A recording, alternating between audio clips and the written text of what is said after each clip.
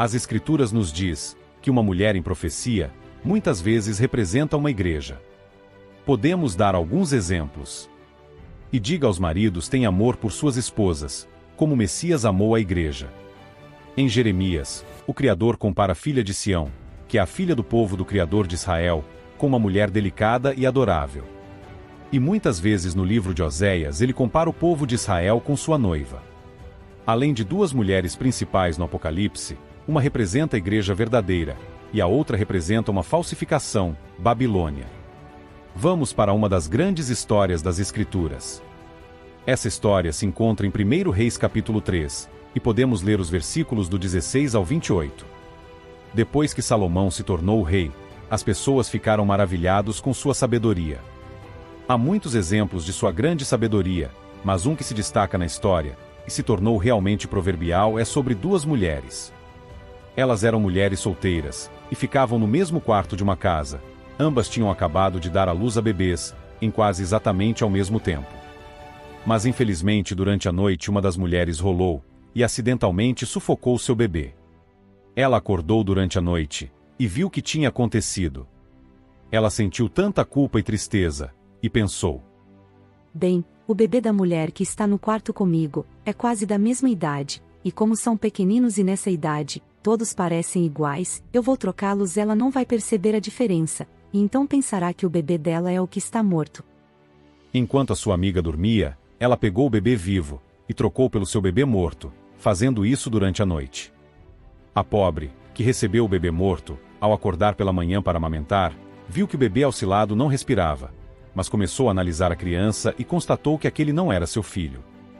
Seu filho estava nos braços da outra mulher. Instaurou uma discussão entre as duas. É claro que naquela época não tinha pulseirinha de identificação do bebê. Então, logo cedo, o caso chegou ao Supremo Tribunal, que era Salomão.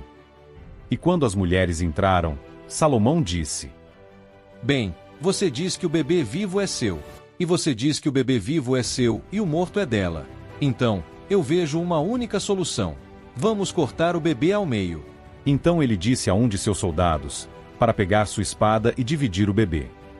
Salomão entendia a natureza humana, e sabia que a mãe verdadeira iria preferir se sacrificar para não vê-lo morrer. Então a mãe verdadeira disse: não faça isso. Dê a ela, por favor. Não o deixe morrer. Mas a outra mulher disse: essa é a única coisa a fazer, então divida-o. Então Salomão pediu para seu soldado que não fizesse nada, já que ele tinha encontrado a verdadeira mãe. E todos se maravilharam com sua sabedoria. Ele foi capaz de descobrir a verdade puxando a espada, e veja que nas Escrituras a espada é o símbolo da palavra do Criador. Você pode ver isso em Hebreus, capítulo 4, que diz: a palavra do Criador é viva e eficaz e mais penetrante do que espada de 2 gumes. Você também pode ler em Efésios, capítulo 6, a espada do Espírito, que é a palavra do Criador. Então vamos encontrar a verdade, como fez Salomão ao puxar a espada, ou seja, a palavra do Criador, pois o mundo religioso de hoje acaba nos confundindo. Gostaria de lembrar os irmãos e irmãs que a salvação foi, é e será individual. Persista em buscar a verdade, persista em ler as Escrituras, mesmo que não entenda naquele momento, te garanto, e por experiência própria, o Criador, através de seu Espírito Santo, lhe abrirá os olhos no momento certo. Então, vamos à verdade absoluta, vinda da palavra do Messias, que disse: eu sou o caminho, a verdade e a vida. As Escrituras nos diz ainda, através dos apóstolos, que não há outro nome dado entre os homens pelo qual devamos ser salvos. Por isso é tão importante, irmãos, conhecer a procedência do nome, pois ele é o Filho do Criador. E mais ainda, conhecer o nome do nosso Pai, nosso Abba. Bem, no livro de Apocalipse capítulo 12, os 6 primeiros versículos, você tem a imagem de uma visão acontecendo, é o começo de uma nova visão. Tenha em mente o Apocalipse 12, que vem logo antes de Apocalipse 13, onde se tem a marca da besta. E viu-se um grande sinal no céu, uma mulher vestida do sol, tendo a lua debaixo dos seus pés, e sobre a sua cabeça, uma coroa de 12 estrelas, e estava grávida e com dores de parto. Ela gritava com ânsias de dar à luz. E viu-se outro sinal no céu, e eis que era um grande dragão vermelho, que tinha 7 cabeças e 10 chifres, e 7 coroas sobre as suas cabeças, e a sua cauda levou a terça parte das estrelas do céu, e lançou-a sobre a terra. E o dragão parou diante da mulher que havia de dar à luz, para que lhe tragasse o filho assim que ele nascesse. E deu à luz um filho homem, que há de reger as nações com vara de ferro, e o seu filho foi arrebatado para o Criador, e para o seu trono. E então a mulher fugiu para o deserto, onde já tinha um lugar preparado pelo Criador, para que ali fosse alimentada durante 1260 dias. Agora esse é um período de tempo que aparece várias vezes no Apocalipse, e em Daniel na profecia. Então, com esse embasamento no Apocalipse, vamos começar a explorar. Quem é essa mulher? Como o Apocalipse retrata a verdadeira igreja do Messias? Em Apocalipse capítulo 12, verso 1. E vi uma mulher vestida do sol e a lua debaixo dos pés, e sobre a sua cabeça uma coroa de 12 estrelas. Essa mulher representa a verdadeira igreja, porque antes de tudo ela está vestida de luz. Em contraste com Apocalipse 17, posso dizer que você verá uma grande diferença no que elas vestem, e isso nos mostra quem elas servem, e quem elas amam. Uma mulher tem todos adornos terrenos, enquanto que a outra mulher está vestida de sol, da lua e das estrelas. Em Gênesis, o Criador fez o sol, a lua e as estrelas, e o Criador disse: Você é a luz do mundo para a igreja. Ele disse que a vossa luz brilhe diante dos homens, para que vejam as suas boas obras, e glorifiquem a seu Pai no céu. Portanto, essa mulher vestida de sol, que é a glória do Messias no Novo Testamento, com os pés na lua, e as 12 estrelas acima da cabeça, e que significa autoridade, e as estrelas representam a liderança, tal como os 12 patriarcas do Antigo Testamento, e por conseguinte, os 12 apóstolos no Novo Testamento. Lembre-se, o Velho Testamento é a base para o Novo Testamento. Então, vamos descobrir o que está acontecendo. Uma razão para a mulher de Apocalipse 12 ser a igreja do Criador é que o dragão está tentando destruí-la. E quem é o dragão? E eu respondo, é o Satanás, o maligno. Então o próprio fato de que ela está enlouquecendo o maligno já é bom. Isso é sinal de que a igreja é verdadeira. Ela, estando grávida, chorou em trabalho de parto e com dor, para ser entregue. Essa mulher interessante é como uma virgem concedendo como um nascimento milagroso, que ameaça maligno, e está vestida de branco como num casamento. Mas ela está tendo um bebê. Então o que está acontecendo aqui? E se você olhar nas Escrituras, existem 7 exemplos, 7 histórias de mulheres que tiveram nascimentos milagrosos. Vamos a elas através das Escrituras. No princípio temos Abraão, Isaque e Jacó. Todas as 3 esposas, Sara, Rebeca e Raquel, suas principais esposas, não podiam ter filhos, eram estéreis. Mas pela oração e por um milagre todos tiveram filhos, e cada uma dessas crianças acaba sendo um tipo do Messias. Abraão teve Isaque.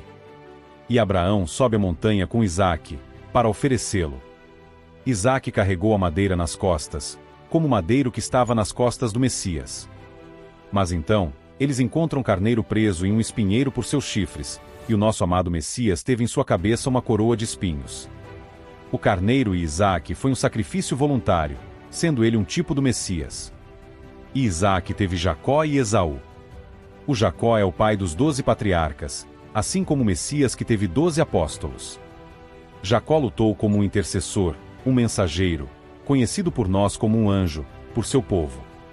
Assim como o Messias lutou por nós, e ele ainda continua lutando por cada um de nós, intercedendo junto a nosso Pai. Então Jacó tem José.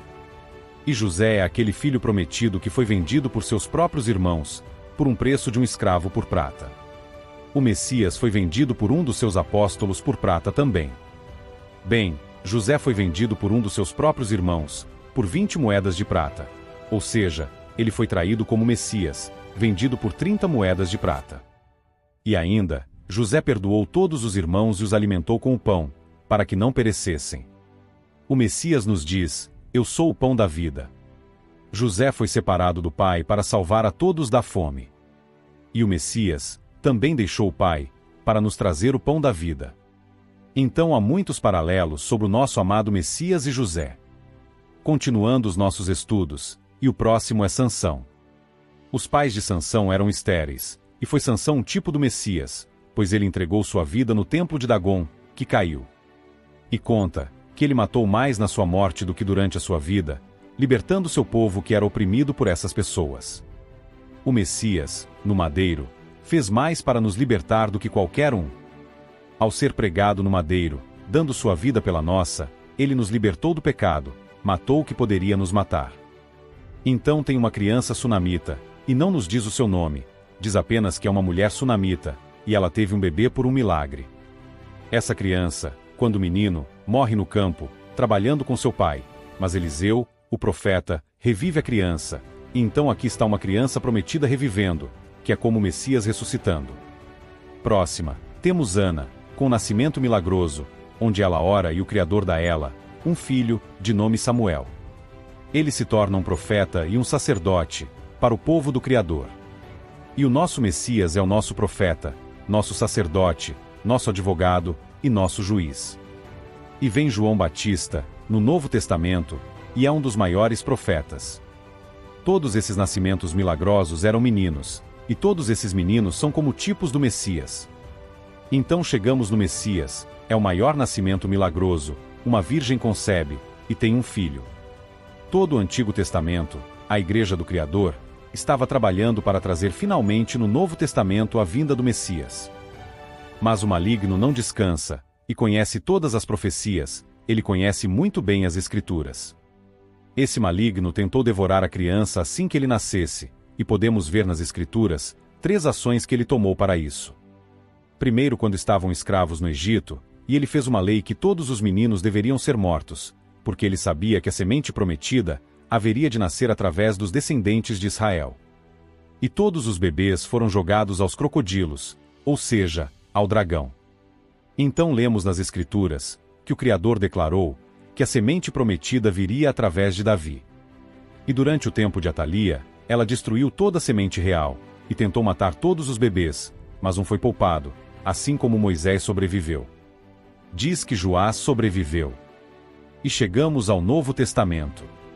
Lembra daquela história terrível, na época de Herodes? Ele entende que seu reinado está ameaçado, de que haveria outra pessoa disputando o trono terreno, e enviou seus soldados para Belém, para matar todos os bebês homens, de até 2 anos de idade. E ele fez isso através do reinado de Roma. Então quando diz dragão em Apocalipse capítulo 12, é o diabo operando através do reinado de Roma. O maligno tentou destruir o Messias quando ele era um bebê, e durante todo o ministério dele aqui na terra. Ele tentou fazer com que ele fosse apedrejado, tentaram jogá-lo do penhasco em Nazaré, mas o Criador sempre protegendo, até depois da última ceia, onde o Criador retirou a proteção angelical, e sim, o Messias agora estava nas mãos do maligno, sofrendo pela pena do pecado, 3 dias e 3 noites. Cuspiram nele, tiraram a sua barba, foi chicoteado muitas vezes, foi espancado, foi zombado, colocaram uma coroa de espinhos, e por fim, foi pregado no madeiro. Ele sofreu uma terrível tortura, ele sofreu pelos meus e pelos seus pecados, para que nós não precisássemos sofrer. Mas ele não fará nenhum bem a menos que você o aceite deliberadamente e diga: eu quero que o Messias seja o meu intercessor, meu caminho, meu sacerdote, meu intermediador com o Criador. Guia minha vida e perdoe os meus pecados. Aceite ao Messias, e então ele fará isso, mas eu repito, você precisa aceitar. O maligno não pode alcançar ao Messias, pois foi arrebatado ao trono, ao lado do Criador, e agora ele está do céu, na morada do Pai, no templo celestial. Sabemos que existem 2 mulheres, a igreja verdadeira e a igreja falsa. Agora no fim dos tempos, o dragão, antiga serpente, irou-se com a mulher, que sabemos ser a igreja do Messias, e foi fazer guerra ao remanescente, os descendentes. Quem são os remanescentes? Eu te respondo em Apocalipse 12, versículo 17. Os filhos que obedecem os mandamentos do Criador e se mantêm fiéis ao testemunho do Messias. A falsa mulher, falsa igreja, não guarda os mandamentos, inclusive, modificou os mandamentos escritos pelo próprio dedo do Criador, se colocando acima do nosso Pai, que está no céu. O Criador está chamando as pessoas. Irmãos, haverá uma arca quando o Messias voltar, e nessa arca uma porta, e eu quero orar para que você tome a decisão de fazer parte dessa arca, nos últimos dias. Querido e amado Pai do céu, eu sei que estamos compartilhando a verdade com as pessoas, estamos vivendo nas fronteiras do limiar da eternidade. Tu estás chamando o teu povo, que acredita na tua palavra, de volta na verdade das Escrituras. eu oro para que todos ouçam sua voz e respondam. E que possamos fazer parte daquele aprisco sobre o único pastor, quando o Messias voltar. Abençoe cada pessoa que está pensando nas consequências dessa decisão, e peço que tenham a coragem de por a ti, ó Pai, em primeiro lugar, aceitando o vosso Filho amado como Messias e Salvador. Por favor, Pai, abençoe-nos. Nós te agradecemos e oramos em nome de teu Filho. Que assim seja.